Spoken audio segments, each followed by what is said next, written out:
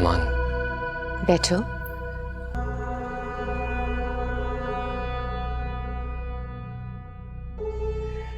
मेहमान अल्लाह की रहमत होते हैं। इस घर को अपना ही घर समझना। मैं तो कब से तुम लोगों का इंतजार कर रही हूँ। इंतजार करेंगी? बाजी जी, आपको कैसे पता चला कि हम आ रहे हैं? आपा को कश्फ हो जाता है। कश्फ क्या होता है जी? आने वाली चीजों के बारे में इल्म हो जाता है ख्वाब के जरिए। मैंने ख्वाब में देखा था तुम्हारी बस्ती में सैलाब आया और तुम लोग यहाँ मेरे पास आए।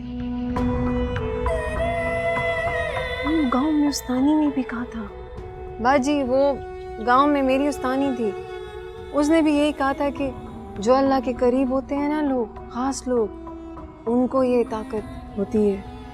अरे नहीं, मैं तो उसकी एक अदना सी बंदी हूँ। सैलाब से पहले कैसी गुजरी थी चाचा जी? रब साईं ने बड़ा अच्छा वक्त गुजार रहा था। मैं दादू से हूँ। मेरी बेटी का अब्बा पठान था। हमारी जमीनें भी थी, मवेशी थे, फसल तो पूरी खड़ी हुई थी। बस होने को कौन टाल सकता है बाजी जी। पिछले साल सैलाब में इसका अब्बा डूब गया और इस सैलाब ने तो हमारा सब कुछ लेके चला गया। वक्त के लिखे को कौन टाल सकता है? अल्लाह उनकी मग़फ़िरत फरमाए। आपको पता है बाजी जी,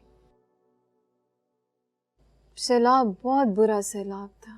इधर कंधों कंधों तक पानी था, हमारे सब डूब गए। वो सैलाब के पानी में सांप बिच्छू पता नहीं क्या क्या था। बड़े लोग बर्बाद हुए, बड़े लोग डूब गए।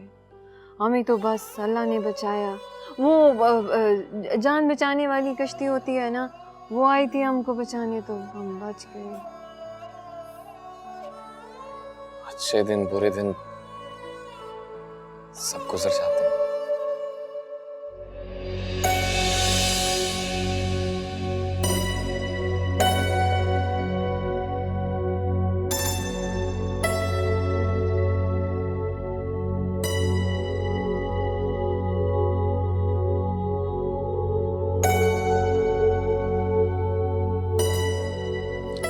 फसल के डूबने और माल के खत्म हो जाने का दुख मत करो।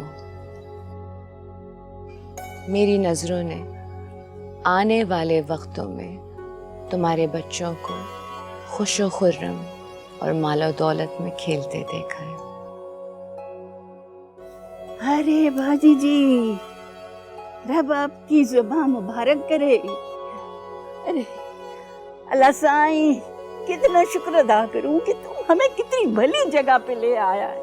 कितनी भली जगह या मेरे मौला।